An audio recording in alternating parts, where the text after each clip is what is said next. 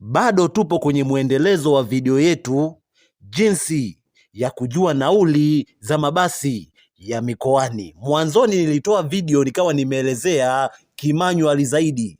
Sasa hii hapa ni kiautomatically zaidi, yani utafanya kwa njia ya online.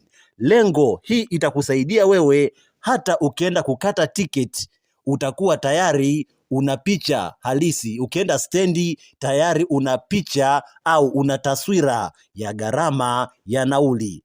Twende pamoja. Sasa fanya hivi, ingia kwenye hii tovuti ya www.busbora.co.tz. Ukishaingia kwenye hii website au tovuti, sasa utaona hapo kuna origin, yani unapotoka wewe, destination unapokwenda, date of travel tarehe ya kusafiri au tarehe ya safari. Mfano mimi nimechagua nimetoka Arusha naenda Singida. Sasa hapo unaweza ukaona gharama au nauli ya kusafiri. Asante sana, ni hivyo tu. Sasa hii itakusaidia hata kama unataka kukata tiketi uende stendi, unaweza ukatumia njia hii, utajua walau makadirio. Hata ukienda stendi hautapigwa sana.